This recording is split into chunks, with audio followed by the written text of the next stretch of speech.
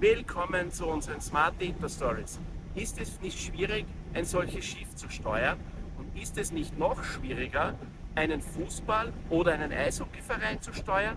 Ein Eishockeyverein, der ein halbes Jahr lang fast jeden zweiten, dritten Tag ein Spiel hat? Und wie kann ein Trainer, ein Manager einen Verein wie diesen richtig strategisch ausrichten, dass er wieder genauso erfolgreich ist wie im letzten Jahr? Ich möchte hier mit Philipp Lukas sprechen und ihm eine Frage stellen. Phil, was musst du jetzt in dieser Zeit tun, dass die Black Wings wieder genauso erfolgreich sind wie im letzten Jahr? Zuerst einmal danke für die Einladung, Conny. Ich freue mich, dass wir uns wieder mal sehen, dass wir ein bisschen quatschen können. Interessante Themen haben wir heute. Wie sind wir mit diesen Situationen umgegangen? Ich denke, das Allerwichtigste war, dass wir uns erst einmal in diese Situation haben bringen können. Deswegen waren die Top 6 so wichtig für uns. Noch erfreulicher war es, in die Top 4 zu kommen, Heimrecht zu haben in der ersten Runde der Playoffs. Und wir wissen, in dieser Phase der Meisterschaft geht es um alles, für das wir gearbeitet haben, die vorangehenden 6 Monate. Man trainiert dort jedes Training darauf hin, damit man die Spielweise optimiert, damit man seine individuellen Skills so bestmöglich optimiert, damit man sich physisch auf den bestmöglichen Standard bringt, damit man auch gewisse Höhen und Tiefen schon durchlaufen hat und lernt damit umzugehen. Und dann ist in dieser Phase dieser Meisterschaft, das wissen wir, wenn wir auf unserem maximalen Level spielen können, alles möglich. Und das war uns bewusst. Das Wichtige jetzt in dieser Phase der Meisterschaft ist immer wieder, eben mit Rückschlägen so umzugehen und relativ schnell diese verarbeiten zu können. Und das ist die hohe Kunst. Das ist ein sehr schwieriges Thema, das wir auch im Vorfeld angesprochen haben. Also bevor das erste Mal die Scheibe reingeworfen worden ist im ersten Viertelfinale, haben wir über diese Szenarien gesprochen. Wir haben uns die auch bildlich vorgestellt, oder ich habe es den Spielern auch so beschrieben, das wird passieren.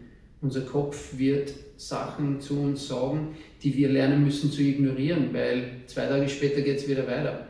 Wir haben die ersten 4 Spiele gehabt, glaube ich, in 6 oder 7 Tagen. Und da sieht man, wie schnell das geht. Unser Gehirn wird uns sagen, na, wir haben keine Chance in dem Moment, wo wir hinten sind oder verloren haben. Wenn wir gewonnen haben oder vorn sind, werden wir glauben, wir sind unglaublich und unbesiegbar. Und hier diese ständige Mitte zu finden, ist eine Riesen-Challenge, mental, sage ich mal, mit dieser Herausforderung umgehen zu können. Nebenbei natürlich auch jeden zweiten Tag spielen zu müssen in 6 Tagen, mit Reisestrapazen, spät nach Hause zu kommen, abhaken zu können, erfordert es schon sehr, sehr viel den Spielern und auch natürlich den Coaches. Und das war etwas, wo wir versucht haben, die Mannschaft auch im Vorfeld in diesen 6 Monaten so gut wie möglich auf diese Challenge vorzubereiten. Und dann ist die Mannschaft über sich hinausgewachsen, das muss man ehrlich sagen, und wir hatten auch Glück. Wow, liebe Zuschauer und Zuschauerinnen, es ist schon sehr interessant, was Phil hier von sich gibt. Es ist kein Wunder, dass die Mannschaft im letzten Jahr stark war, und es klingt auch nach extremem Plan, dass die Mannschaft in diesem Jahr wieder extrem stark wird.